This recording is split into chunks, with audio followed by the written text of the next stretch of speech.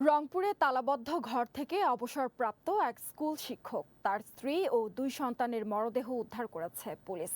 শনিবার রাতে নগরের কামাল কাচনা মাছুয়াপাড়া থেকে তাদের মরদেহ উদ্ধার করা হয়। বেশ কিছুদিন ধরে তালাবদ্ধ থাকা ওই বাড়িটি থেকে দুর্গন্ধ ছড়ালে স্থানীয় লোকজন পুলিশে খবর দেয়। পরে তালা ভেঙে তাদের মরদেহ উদ্ধার করে পুলিশ। নিহত গৃহকর্তার মরদেহ ছাদে, স্ত্রী ও মেয়ের মরদেহ সিঁড়িতে এবং ছেলের মরদেহ খাটের নিচে পড়েছিল। নিহত গণপতি চক্রবর্তী গত বছরের ডিসেম্বরে শিক্ষকতা পেশা থেকে অবসর যান। গত ডিসেম্বরে উনি রিটায়ার্ড করছে। আমরা সুষ্ঠু বিচার চাই। এই নিরীহ মানুষ, এটা তো কারোর সাথে কোনো অন্যায় করে নাই। যে নৃশংস হত্যাকাণ্ড, একটা পরিবারের চারটা প্রাণী, চারটা মানুষকে হত্যা করা হয়। মানে আসবাবপত্র যেগুলোতে আমরা সাধারণত টাকা পয়সা বা গহনাপত্র রাখি, সমস্ত কিছুই তারা ভেঙে ফেলছে। তাতে করে আমার মনে হচ্ছে এটা ডাকাতির ঘটনা হতে পারে। দর্শক, এ নিয়ে বিস্তারিত জানাবেন সহকর্মী জুলফিকার জুয়েল। জুয়েল, চার মরদেহ উদ্ধারের বিষয়ে এলাকাবাসী ও পুলিশ কি বলছে? শুভ্রা, ধন্যবাদ। পুলিশ যেটি বলেছে, গতকালকে এখানে পুলিশের যে আইন শৃঙ্খলা বাহিনীর ডিবি, পিবিআই এবং সিআইডির যে কর্মকর্তারা এসেছিলেন, এর মধ্যে সিআইডির সঙ্গে আমরা কথা বলেছি। সিআইডির যে জেলার প্রধান রয়েছেন, তিনি যেটি জানিয়েছেন যে তারা যে আলামতগুলো সংগ্রহ করেছেন এবং আহ, তার যে ঘরের তার ঘরে আলামত সহ অন্যান্য যে জিনিসপত্র ছিল, আলমিরা, ওয়ার্ডরোব সহ অন্যান্য যে জিনিসপত্রগুলো ছিল, সেগুলো পুরোপুরি তছনছ করা ছিল। সেই বিষয়গুলো আলামত পর্যালোচনা করে, সব রকম বিষয় পর্যালোচনা করে তিনি যেটা বলেছেন যে আসলে এটি ডাকাতির ঘটনা হতে পারে বলে প্রাথমিকভাবে ধারণা করেছেন আইন শৃঙ্খলা বাহিনীর সদস্যরা। আর এলাকাবাসী যেটি বলছেন যে এই বাসায় যে চার মরদেহ উদ্ধার করা হয়েছে, তারা আসলে এই এলাকাবাসী যারা রয়েছেন প্রতিবেশী, তাদের সঙ্গে তেমনটি তারা কিন্তু মিশতেন না। এটি এলাকাবাসী বলেছেন। অর্থাৎ গত 6 বছর আগে তারা এই বাড়িটি শুরু করেন। এরপর তারা বাড়ি শুরু করার পর দুতলা বিশিষ্ট বাড়ি, এই নিচতলা এখনো কমপ্লিট করেনি, তারা উপরতলায় কিন্তু বসবাস করতেন। এই বাড়ি থেকে তারা কিন্তু আহ, আহ, খুব বেশি একটা বাহিরে বের হতেন না। যে রংপুর জিলা স্কুলের যে অবসরপ্রাপ্ত শিক্ষক গণপতি চক্রবর্তী, তিনি এবং তার স্ত্রী প্রীতিলতা এবং তার মেয়ে প্রার্থী চক্রবর্তী ও পুত্র প্রায়ণ চক্রবর্তী, তারা কিন্তু খুব একটি বাসার বাইরে বের হতেন না। শুধু যখন বাইরে কোথাও যেতেন তখনই এলাকাবাসী তাদেরকে দেখতে পেতেন।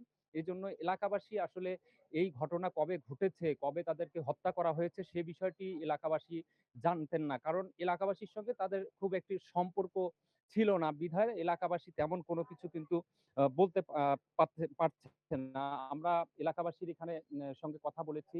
এলাকাবাসী যেটি জানিয়েছে যে তাদের এই বিদ্যুৎ কিন্তু কয়েকদিন আগেই আহ, তাদেরকে যেদিন হত্যা করা হয়েছে সেটি এখনো পুলিশ নির্ধারিত বলতে পারেনি। তারা বলেছে পোস্টমর্টেম করার পর এই তথ্যগুলো তারা বলতে পারবেন। কিন্তু এই হত্যাকাণ্ডের আগেই কিন্তু এখানে যে বাড়ির সামনেই বিদ্যুতের লাইন তারা বিচ্ছিন্ন করেছিল যারা তাদেরকে হত্যা করেছে।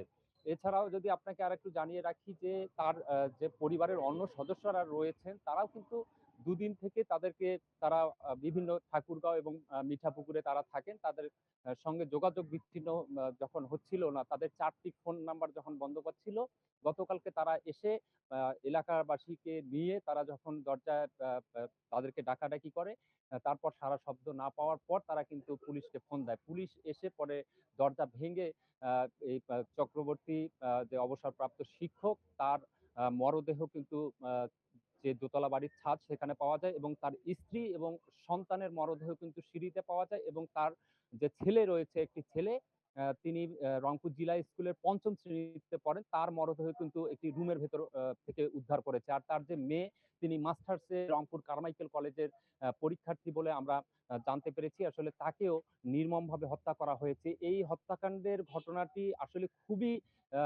নির্মম একটি হত্যাকাণ্ড। এই হত্যাকাণ্ডের ঘটনার পরেই কিন্তু পুরো যে এলাকাবাসী, এই এলাকায় আসলে নিস্তব্ধ হয়ে গিয়েছে।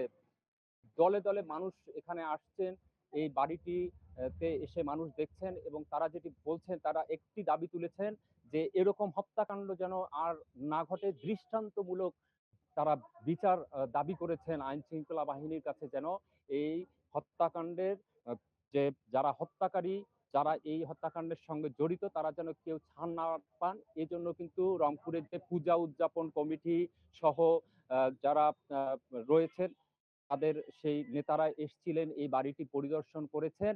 আমরা পুলিশের সঙ্গে কথা বলেছি আজকে। এই যে সার্বিক বিষয়, ৩ জনকে কিন্তু প্রাথমিকভাবে জিজ্ঞাসাবাদের জন্য আটক করা হয়েছে, তাদেরকে জিজ্ঞাসাবাদ করা হয়েছে। আরেকটি তথ্য আপনাকে জানিয়ে রাখি যে আজ ১২টায় পুলিশ কমিশনার এই সার্বিক বিষয়ে কতটুকু অগ্রগতি হলো সে বিষয়ে সংবাদ সম্মেলন করবেন। তারপর আমি আপনার মাধ্যমে দর্শকদের আরো তথ্য জানিয়ে দিতে পারবো। এই ছিল আমার কাছে রংপুরে হত্যাকাণ্ডের যে সর্বশেষ তথ্য। জুয়েল, আপনাকে ধন্যবাদ। প্রথমবারের মতো অফিস করতে বঙ্গভবনে নিজ কার্যালয়ে যাচ্ছেন রাষ্ট্রপতি মির্জা ফখরুল ইসলাম আলমগীর। মিন্টো রোডের সরকারি বাসভবন থেকে বঙ্গভবনের উদ্দেশ্যে রওনা হয়েছেন তিনি। বঙ্গভবনে পৌঁছালে তাকে গার্ড অব অনার প্রদান করা হবে। গত শুক্রবার শপথ গ্রহণের পর শনিবার জাতীয় স্মৃতিসৌধে মহান মুক্তিযুদ্ধের বীর শহীদদের প্রতি শ্রদ্ধা জানানোর মধ্য দিয়ে তার রাষ্ট্রীয় দায়িত্বের আনুষ্ঠানিক যাত্রা শুরু হয়। এর আগে রাষ্ট্রপতি নির্বাচনে ২৫৫ ভোট পেয়ে দেশের ২৩তম রাষ্ট্রপতি হিসেবে নির্বাচিত হন মির্জা ফখরুল ইসলাম আলমগীর।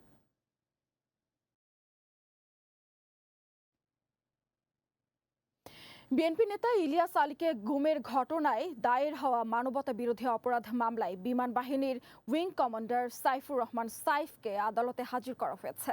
সকালে কড়া নিরাপত্তায় তাকে আন্তর্জাতিক অপরাধ ট্রাইব্যুনালে আনা হয়। গত ৯ আগস্ট সাইফুর রহমানের বিরুদ্ধে গ্রেপ্তারি পরোয়ানা জারি করেন ট্রাইব্যুনাল ১। প্রসিকিউশন জানায় ইলিয়াস আলীকে গুমের ঘটনায় সাইফুরের সংশ্লিষ্টতার তথ্য পেয়েছেন তদন্ত কর্মকর্তা, তবে মামলাটির তদন্ত এখনো চলমান রয়েছে।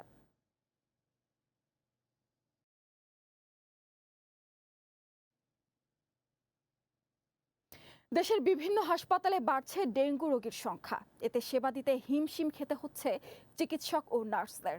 গত ২৪ ঘন্টায় নতুন করে ১০ জন ডেঙ্গু রোগী বাগেরহাট জেলা হাসপাতালে ভর্তি হয়েছে।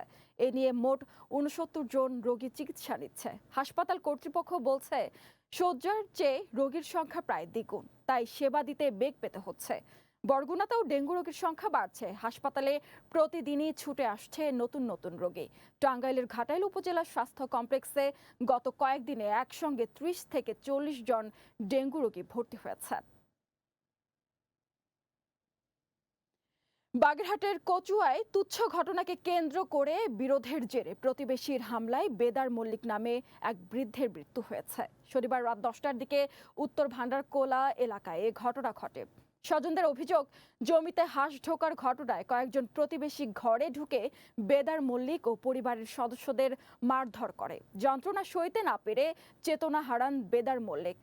স্থানীয়রা কচুয়া উপজেলা স্বাস্থ্য কমপ্লেক্সে নিয়ে গেলে চিকিৎসক তাকে মৃত ঘোষণা করেন।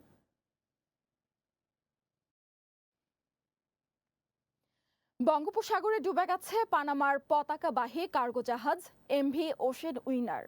জাহাজটিতে ছিলেন এক বাংলাদেশি সহ ২৪ নাবিক। তাদের মধ্যে ২০ জন চীনের, ৩ জন মিয়ানমারের এবং একজন বাংলাদেশের নাগরিক। ভারতের ওড়িশা উপকূল থেকে প্রায় ২৪০ নটিক্যাল মাইল দূরে দুর্ঘটনায় পড়ে জাহাজটি। সিঙ্গাপুরের উদ্দেশ্যে যাত্রা করা জাহাজটিতে ছিল ৭২,১০০ মেট্রিক টন লৌহ আকরিকের গুঁড়া। ২২ আগস্ট সকালে জাহাজটির সঙ্গে যোগাযোগ বিচ্ছিন্ন হওয়ার খবর পায় ভারতের মেরিটাইম রেস্কিউ কোঅর্ডিনেশন সেন্টার।